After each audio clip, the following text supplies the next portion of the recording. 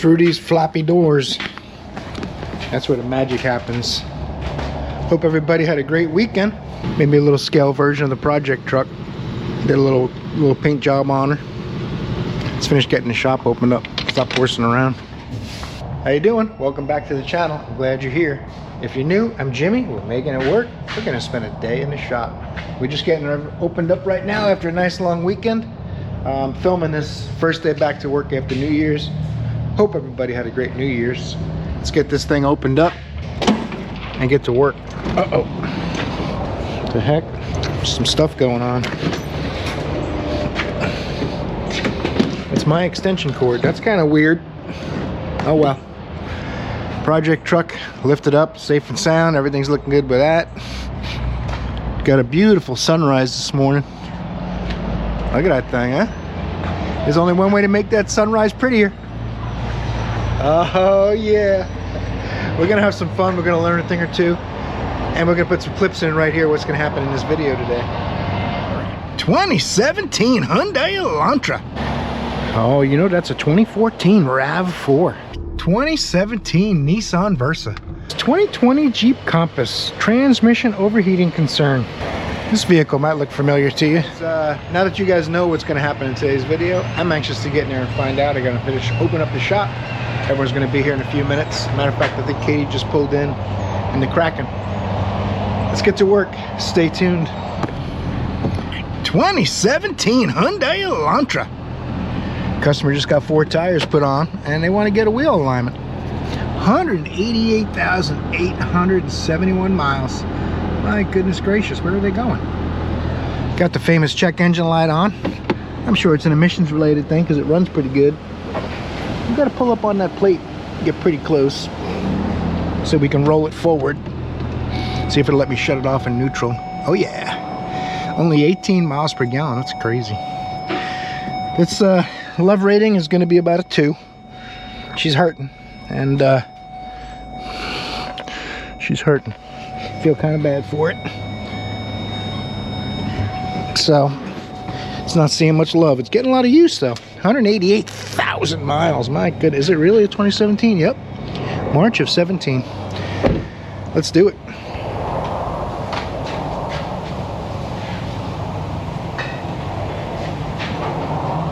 Begin alignment. Now, set our cursor in the VIN. We'll grab our high-tech gadget and laser this thing in there. All right, we got me in there. Reset required. And this is a personal car, so we'll have to do a reset on it.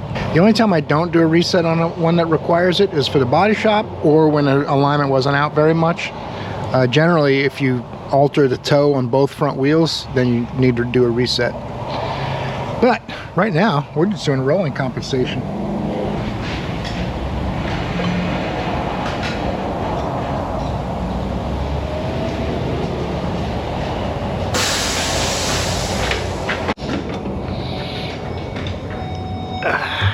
Brake pedal depressor.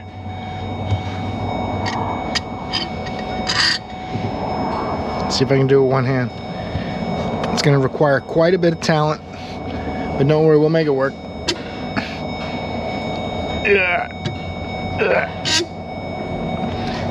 Haha. That'll help.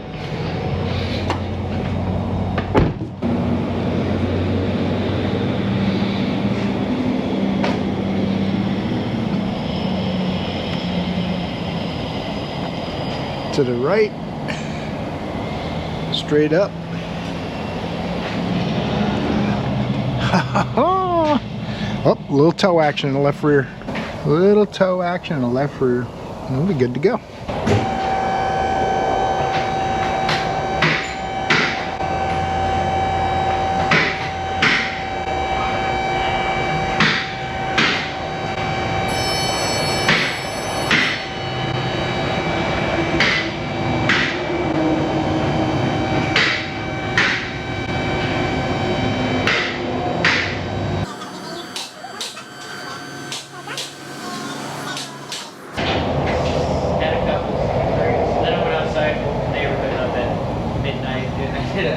can start doing burning. Younger neighbor comes running out. Well, it's got an I-beam rear axle, so it's going to be a shim. Yep, I know. I'll show you.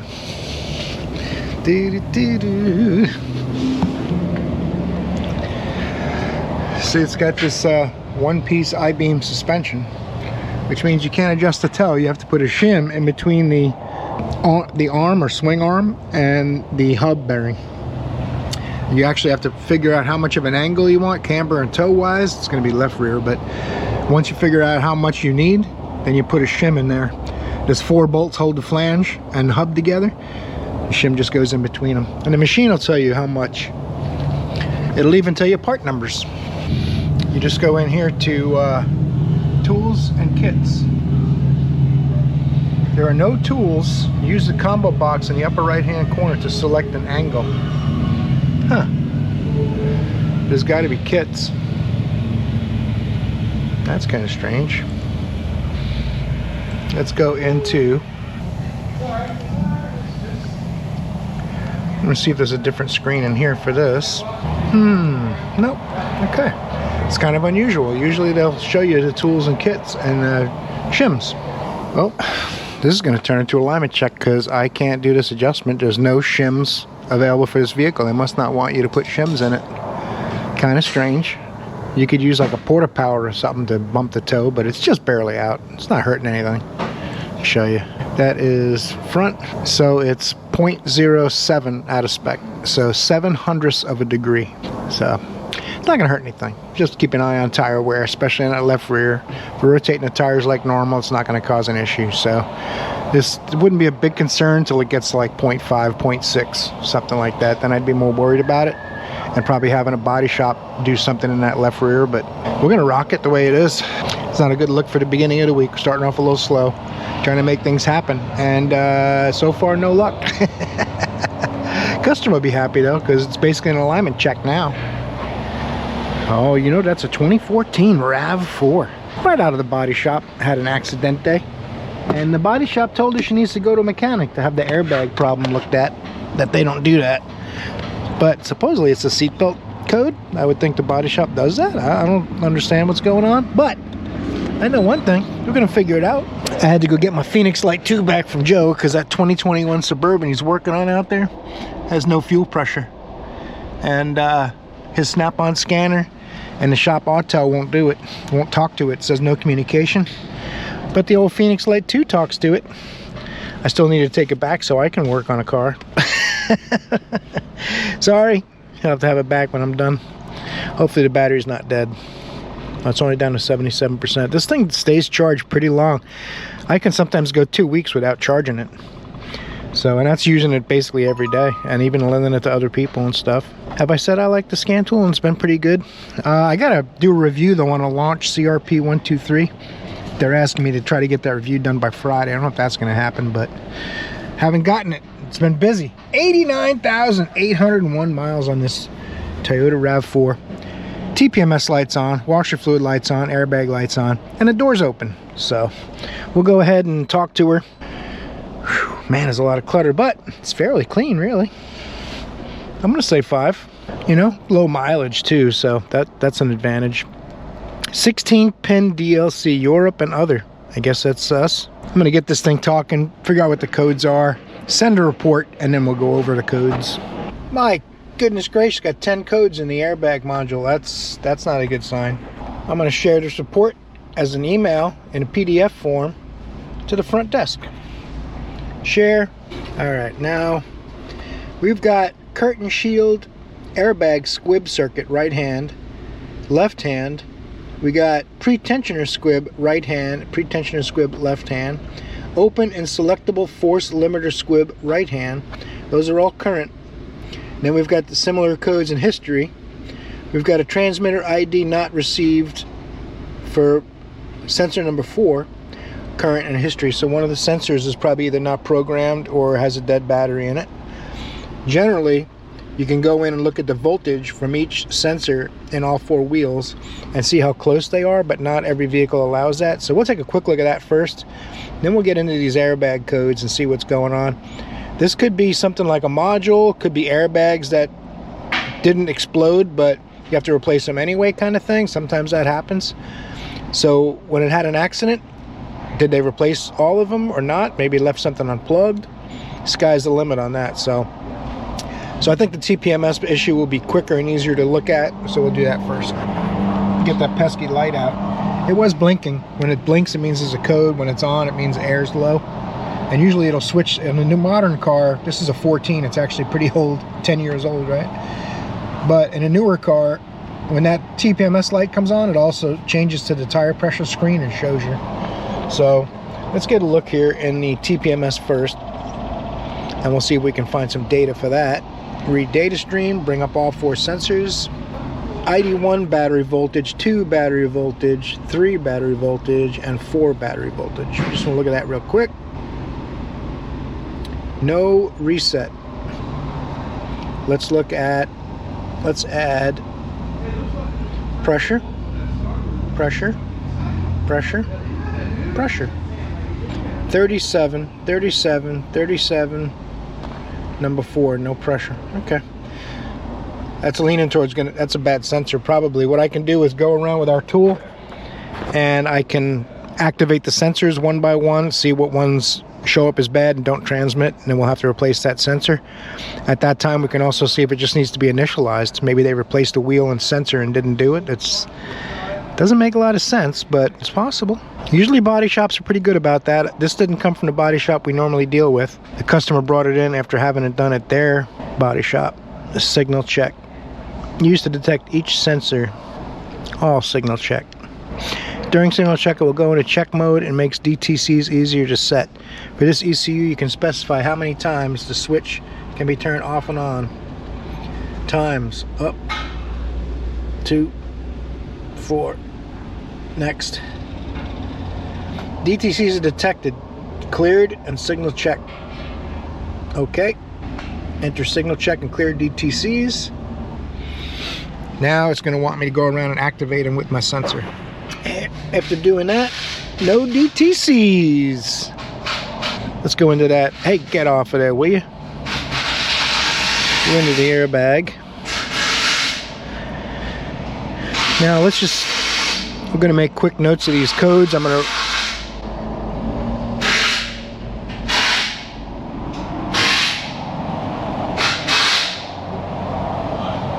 keep it down over there, caveman.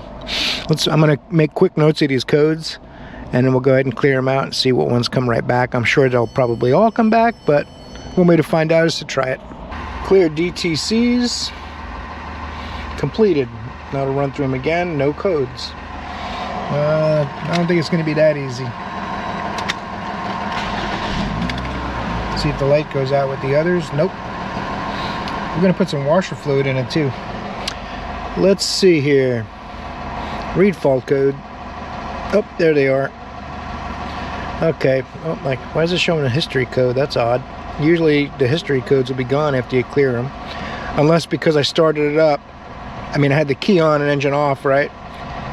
And then I turned the key off and started it up, and the codes came back. So that may be why it shows history along with current. All right, I'm going to go look in Identifix and see these 4 codes are my main concern. I want to see if they have something in common, like a connector that could not be plugged in, that kind of thing. Maybe there's an issue with them separate from the accident. You don't know. It could be something else. Something's corroded that they didn't even work on or have anything to do with. So we basically got to start from scratch. But first things first, making sure everything's connected in the first place. I would hope the body shop would do that, but you never know. All right. I'm getting my electrical stuff out. I was going to tap into this seatbelt tensioner. There's a yellow and black wire. It goes to the airbag sensor module in the console. 2 curtain bags are in the roof, and the 2 seatbelt tensioners obviously bolt to the floor in the B-pillars. But I was going to try to get to it, and then I talked to the lady a little bit. The seatbelts don't retract. So they've obviously been activated from the accident, so they're bad. Once they're activated, they don't retract. You have to replace them. It's pretty simple, pretty cut and dry, saving us a little time. But I'll show you what I was going to do. I pulled the wiring diagram up. I got this potentiometer that you can hook this up. And you can dial in your 2 ohms.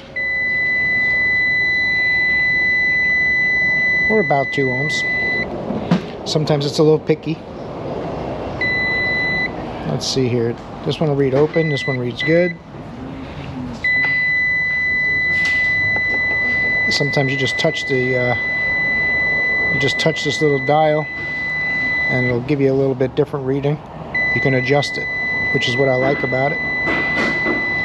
So that would be able to give me that will replicate the airbag and send 2 ohms to the airbag module. And if the code stops happening, then you know the seatbelt's bad. But when the seatbelts won't retract, the seatbelts are bad.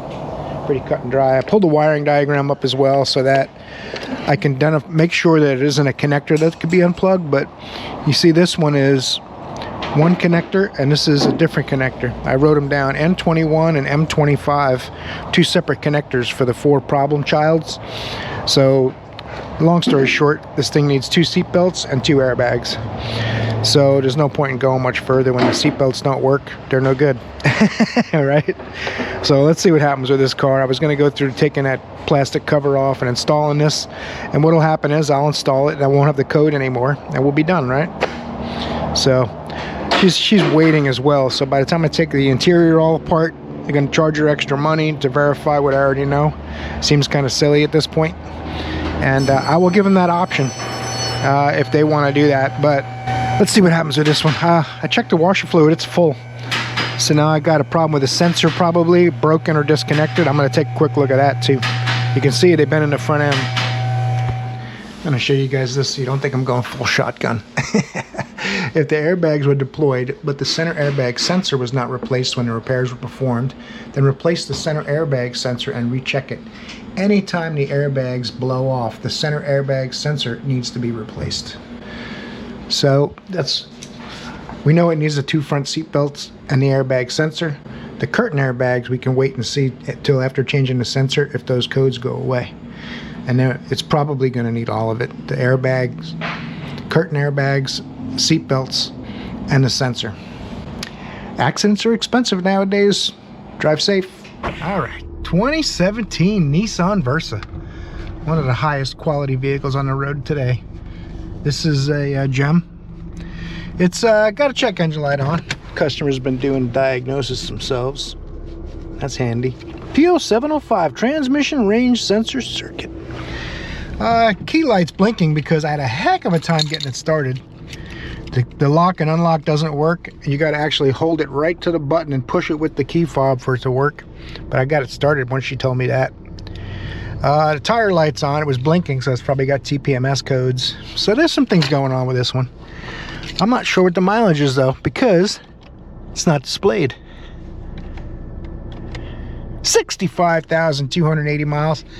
That's about double the life expectancy of your average Nissan Versa. Not that Nissan can't make decent cars. They're seems to me like the most complicated brand to work on and the most troublesome brand as well. But that's just my personal opinion from what I've seen in our shop. But it might be different in a different shop. Maybe Hondas break where you are all the time, or Toyotas or something. I don't know. I know the Versa's a low end. All the economy models in every brand are the most troublesome for them because they sell them at a low cost and they build them at a low cost, right? That's the theory.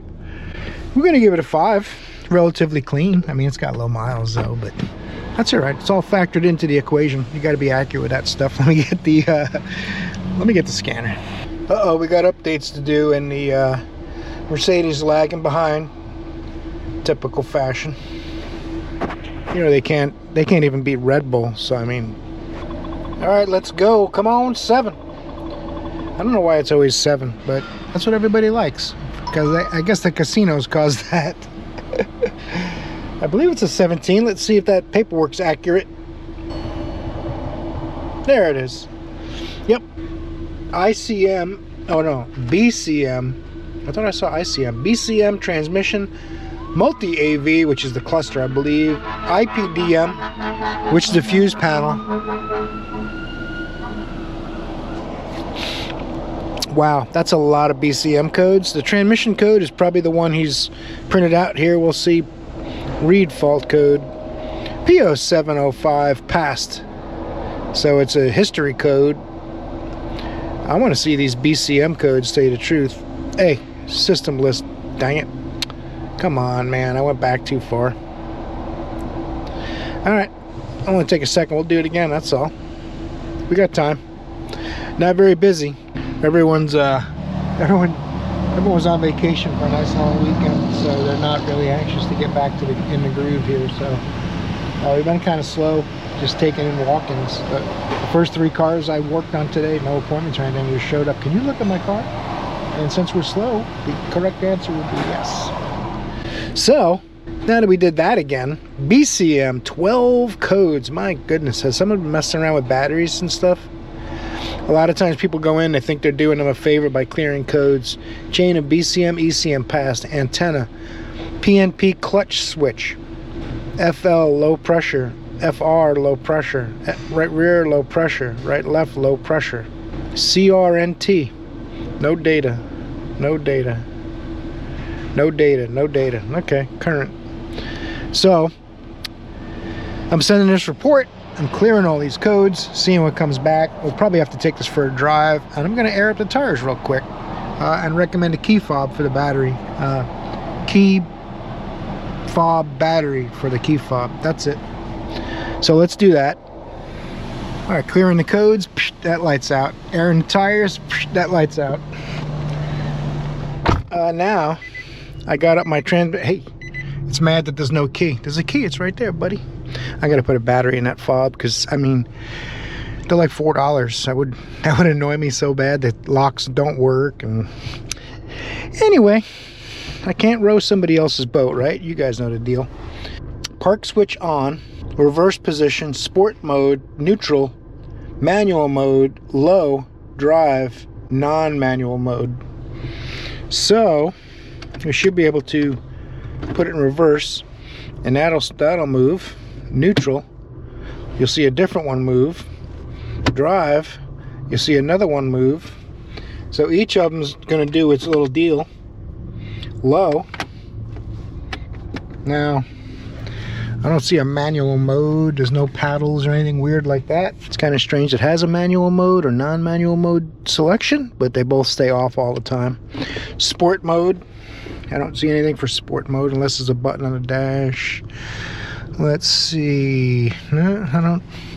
Sometimes it'll show you PIDs that don't exist for that vehicle. I wish they wouldn't do it, but they do it. Every scanner. I think it's based on manufacturers and how they do things. And all the aftermarket scan tools do is replicate what the factory gives them, you know. You can't contact your scan tool manufacturer and tell them, hey man, it's showing me stuff that isn't in the car. And I don't know if they'll change the capability, but at least they'll have a note about it. So probably, I'm guessing something's probably going on with the Prindle or something like that. I'll look at service bulletins and see if there's anything really to look out for. There's something that I can test. But for right now, it's mostly just needed air in the tires, a key fob battery, and clearing the codes. Who knows if they put a battery in? I can take a look under the hood really quick. Let's make sure the codes didn't come back. I can take a look under the hood really quick. Maybe it's got a new battery or something like that, but there's not much else we can do with this one. I think we're probably going to be done. It's going to be one of those days.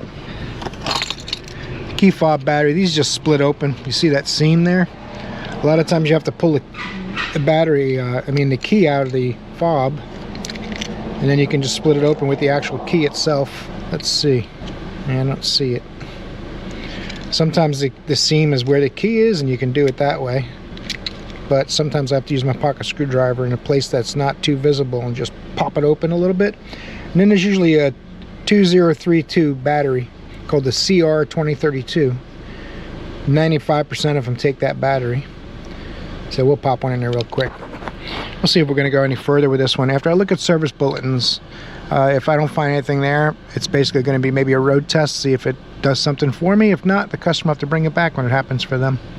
Well, we did make some progress on the Versa. I put a key fob battery in it, and the key fob still doesn't work right. So something in the fob. Tested the battery, it had the correct voltage, so took my new battery out, put his old one back in, which looked like it wasn't too old either, and asked him if he wanted to go further with the fob. He said no. I did find a service bulletin about tail light issues causing that P0705 transmission code. Apparently, if the reverse light circuits or the brake light circuits don't have the right amount of resistance, it sets that code. But right now, it looks like there's two bulbs in there, but it's a reflection. There's a piece of chrome in there. So, all the brake lights and backup lights are working. The next part of the test is to make sure they're the correct bulbs and all, but he's a mechanic apparently. So I'm gonna let him know about that, and if the code comes back, he can go in there and check those sockets for corrosion and stuff himself, because we're gonna charge him for it, and it doesn't sound like he's motivated for all that kind of stuff. I think we're done with this car, basically is what I'm trying to say. That's the long-winded version of it. Let's see if there's something else to do. Paperwork says 2020 Jeep Compass, transmission overheating concern. I don't know if that's a 2020. Let's take a look. 2020 it is. I wish I could describe the smell that's in here right now. It smells like a combination of sausage, some kind of Italian cooking, and bad cologne. But maybe these things just smell weird. I don't know. 64,770 smelly miles. So we're gonna get the scanner, we're gonna hook that up, we're gonna see what kind of codes we got, and see what we can find. She said the gauge on the dash shows transmission temperature going high. She doesn't feel any drivability concerns. Stuffed animals in the way. No check engine light. So let's see. Now this is gonna be an FCA car, so I'm gonna have to do everything in OBD2. I'm guessing? Too low. Please upgrade to the latest version. Yep. Alright, we can look at OBD2 and see if we can come up with something. And probably take it for a drive, see if we feel something. I'm going to leave these windows down for a minute, let it ventilate. Okay. No. Yes. Is it going to go in there anyway? I don't know. I don't think so. It's just making me wait to back out just to teach me a lesson for not buying a subscription from... Oh, what the heck? It's doing something? Well, that's interesting. I don't know how that worked. Cool. I'll take it. I'm going to go into report, send Katie a copy of the report on this, and we'll bring up some data related to transmission temperature and maybe take it for a little drive. Alright, I double checked the coolant level and things like that, looked around under the hood real quick. The coolant's a little bit over full actually, so someone's been messing with this trying to figure something out, I guess. The temperature does creep up a little, but that's, I mean, transmission temp, you don't want to probably, you know, 240, 230, 240, 250, that's when you get problems.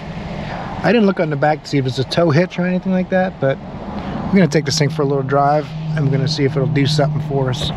Now, every manufacturer might have a different transmission temperature they see as a problem or not a problem. So one of the best things to do is the gauge does go up. It's past halfway, but that halfway doesn't mean anything. There's an indicator for trans temp too high or trans temp too low, and it says false. So if it thinks the temp gets too high, it'll say true. So I'm just going to drive it a little ways and see if it acts up. But what's alarming is the gauge shows past half. That's probably what's making her think something's wrong. Felt like it went into neutral there for a second. I wonder if this thing's like a dual clutch. I gotta look into that too.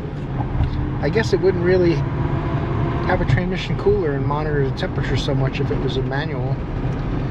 Very strange. I wish that, you know, we could get something along the lines of, my transmission doesn't feel like it shifts right. I notice the temperature seems high. That kind of thing, but it's just temperature is all they really asked about. Come on, screen. Let's go. I'm on flat rate. Let's do this. Yeah, stay in the right lane. Very smart. You want to be safe. I'm going to drive this thing a ways and we'll see how high that temperature gets. We'll see if it ever goes to transmission temp too high true. That's my goal. All right, well, it's 2 trips around the block I'm on. It seems to be stabilizing about 192. I still never got a temp too high notification or anything like that. It still says false. So I think she's just overly concerned about watching the temperature gauge. Probably should take that off the dash, put it on something like average fuel economy or something like that. Something you have a little control over. No codes, so it's kind of what I suspected. But I mean, it doesn't mean it doesn't have a problem. It just means, oh look, it went up to 198, see? Usually engine temperature and everything's normal. I mean, the transmission is cooled by the engine coolant. And engine coolant can get 220 degrees or so. So the more important thing is the temperature is supposed to be stable. You don't want it too cold or too hot. You want it in a certain window. And like I said, each brand of car and each depends on what the vehicle's application is, what's acceptable, how heavy duty everything is. But it'll set a false, will turn to true for temp too high or too low, whatever the case may be. I'm gonna go around the block a 3rd time and see if this thing will keep climbing and set a over temp warning. If a 3rd trip doesn't do it, then I'm done. I was gonna stop because it looked like it was staying at 192 forever. Then it jumped to 198. Basically, if the coolant temp's 210 and this thing gets to 218, then I know I have a problem, right? So we'll keep driving it. Ever so slightly creeping up, 203, another trip around the block. So if there's something wrong, this thing would be climbing way quicker than that. So I'm gonna look and see maybe if there's a service bulletin about this issue and where we should go from there. Maybe look for transmission fluid leaks or anything weird like that, but it doesn't seem like it's overheating. Just seems like it steadily rises and then gets to engine coolant temp. And like I said too, this warning, that's number 1. If it thinks it's overheated, it's going to tell you. So, all right, let me look at service bulletins and we'll come back. There's no leaks. It's completely dry. Everything's dry underneath the transmission, engine, coolant, all that. Like I said, coolant's a tiny bit over full. Transmission's still at 203 after 3 trips around the block, which is about 16, 17 miles. The engine coolant temp's 219. So the transmission's below that by quite a bit. So number of warm-ups since DTC cleared, 120.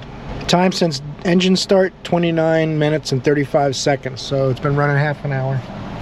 I've actually been driving at the whole half hour minus a few minutes. There's no service bulletins about a problem. So I think she's just concerned because it's going up past halfway. I'm not sure. So we're gonna have to talk to the customer a little further and see if there's something where they're, and you know, it's maybe it does keep going higher and I just haven't driven it enough. But if it takes 2 hours worth of driving, we're gonna have to drive it 2 hours. There's no tow hitch, so I know they're not towing anything. All right, let's talk to the customer, and if anything more comes of this, then we'll go over it. This vehicle might look familiar to you. Customer says they're hearing a noise, and yep, I bet you they are. That's a new hub bearing I put in. You guys remember that? Look at the grease coming out of it. That's a fail. I don't remember what brand hub bearing that was, but I know a few of the hub bearings I put in recently, people were saying, what brand is that? You're gonna have a problem. That's only like a month old or 3 weeks or so ago. I don't remember exactly. Needs another hub bearing, so I'm gonna have them get one. That was easy. This one, they did everything except the AC actuator noise. It's got exhaust leaks and stuff too, but this here noise, that's really important. We're gonna do that one under warranty. Maybe the new one will be the same brand. Maybe it'll be a better brand. We'll see what happens with that. It's got like 231,000 miles on it, like an 05. Well, they get me another hub bearing for the QX56. I'm gonna go ahead and do this Versa. The guy said, well, go ahead and take a look at all the bulbs and sockets and see if you can find something wrong. It's one of those things that you don't know till you look. So we're spending a little money to look and see if we can find the problem, even though it's not occurring all the time. Hopefully I can still see a little green, or this looks like it's gonna have some kind of a bulb socket panel type deal too, which super unreliable.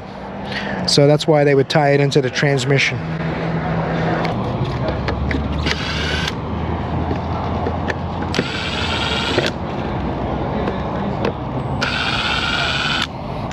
I'll probably do what I did on the earlier test when I had it in.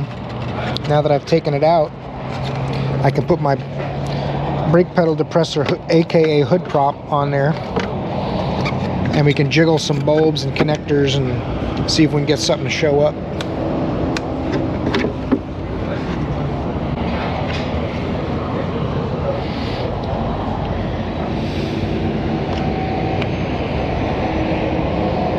Oh yeah. Yeah, corrosion. We'll have to clean all that up.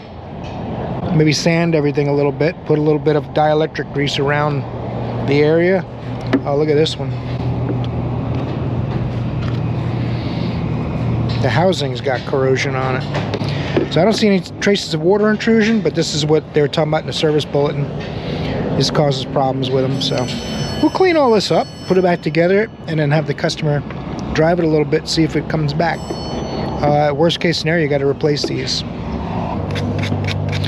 Just take some of this corrosion off of here and off of this housing. No point in changing the bulbs, they all work. But all it'll take is like a little bump, and it loses a connection momentarily, and it'll set that code. So I told him we will try this, see how it goes. It'll probably be all right.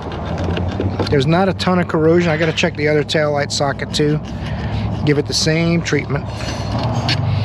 Some nice fresh scratched up metal, so it'll make contact. It's gonna be like a brand new car.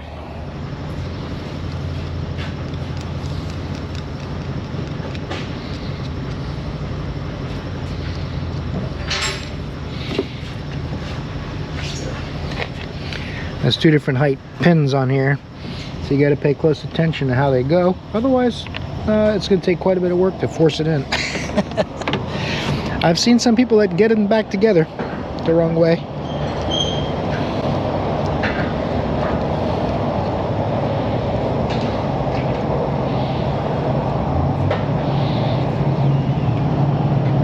This one doesn't matter, it's a single filament, so it'll go in either way. I'm going to do the other side before we put this all back together, and we'll see how they work. You guys see them working? Oh yeah. Right on, brother. Careful out there. It's a jungle. All right, let's get this thing back together. I'm getting hungry.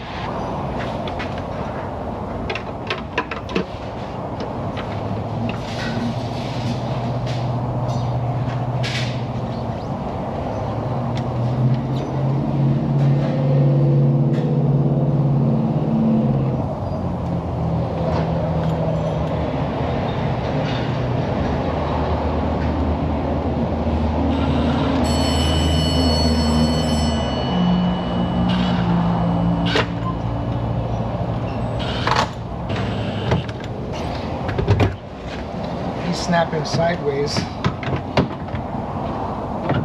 Line up the bolt holes, and there's a pin in the top. Boom. A couple 10s.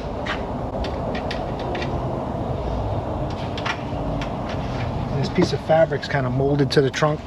Just has one push pin per side for that. It's easy.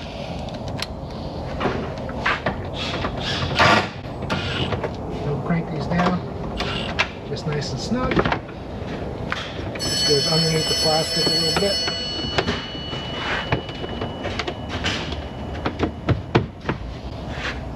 This goes underneath the rubber a little bit.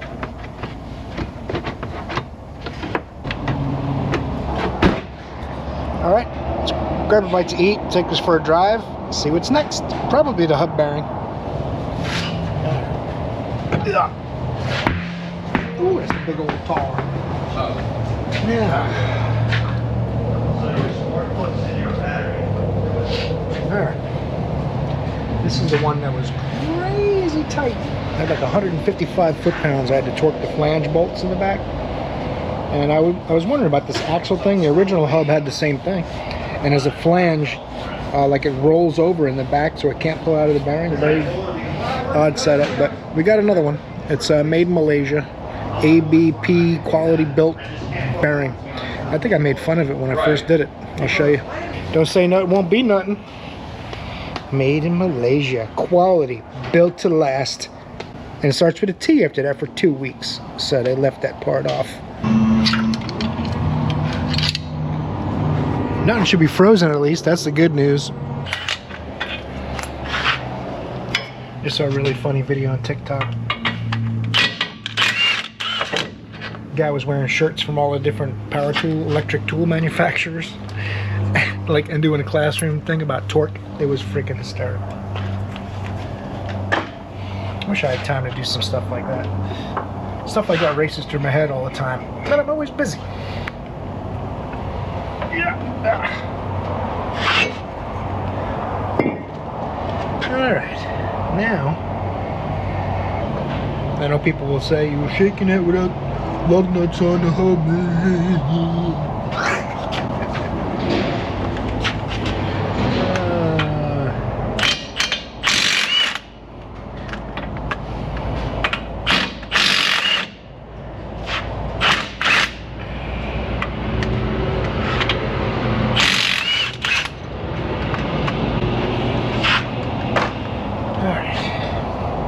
Come with me.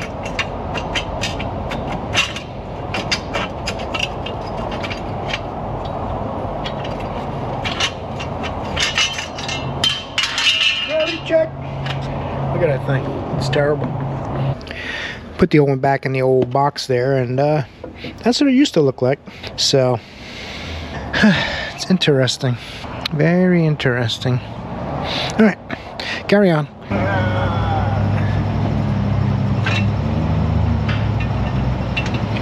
I even went up and looked. I remember taking the original one off, having a spline for 4-wheel drive, even though it's not a 4-wheel drive. So I went and looked on Infiniti's website. It's the same part number for 2 or 4-wheel drive, so it's just a bad bearing. I haven't seen that in a while. I keep getting a lot of people telling me, we have problems with those bearings. I'm like, come on. There you go. I guess it happens. I'll get paid for it, so.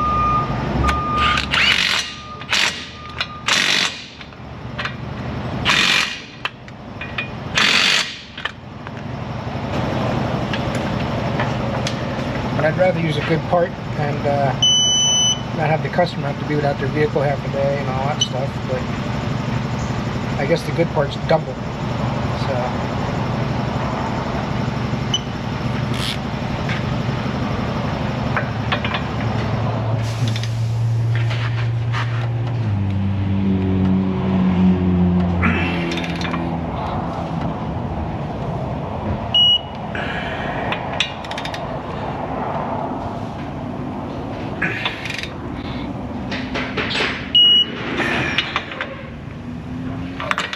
None of my parts. Nothing I have to do with it's going to be the problem. I'll do the best I can to avoid that. Now I got to feed all these little rubber grommets back in their little brackets.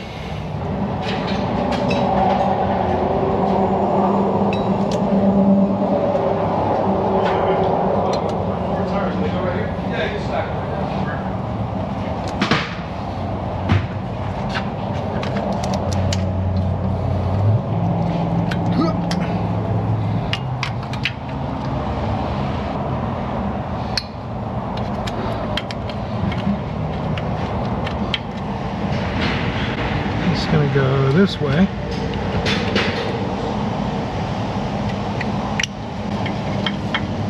Alright. Now I just gotta get the brakes on there.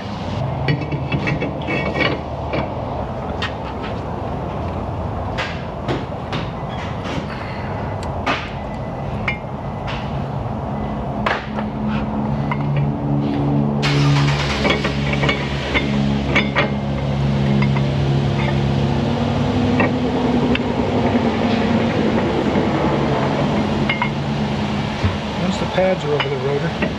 That's pretty easy.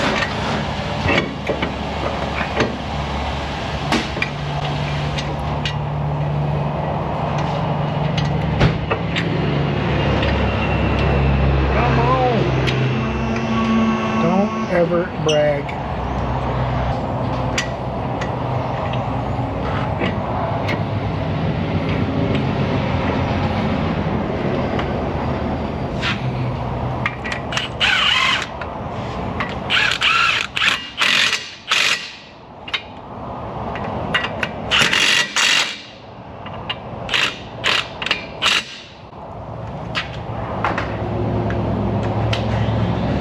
FYI, every bolt to do that job is 21 millimeter. The wheels, the hub, caliper bracket.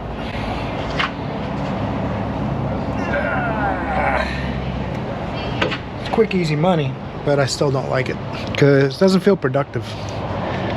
So let's see what happens. This one comes back in 2 weeks. Then we're gonna get one from Infiniti, or I can just tell them let someone else do it. I probably won't do that. I'm way too nice for that. I'll just be upset about it and I won't say anything.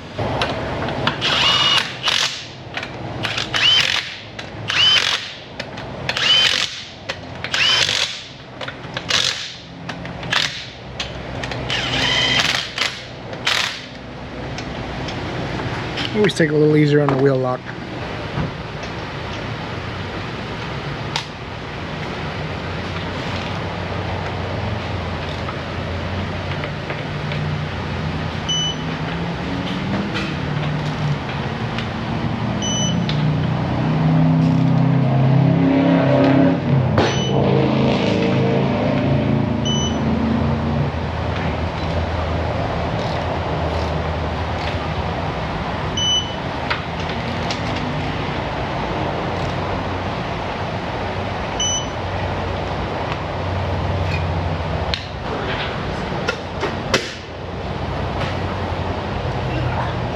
That thing got a Hemi? Alright. Bottom dropped out of that real quick. So I started making a video on a little launch scanner I got to do. CRP123. Look for that video on Saturday. So thanks for watching, guys. I appreciate you watching, hanging out with me today. We got a couple things done, so it was a pretty good day. A little bit slow, but maybe tomorrow I'll be a little busier. I hope you torque the like button on the way out, and I hope I'll see you in the next video, because you're awesome.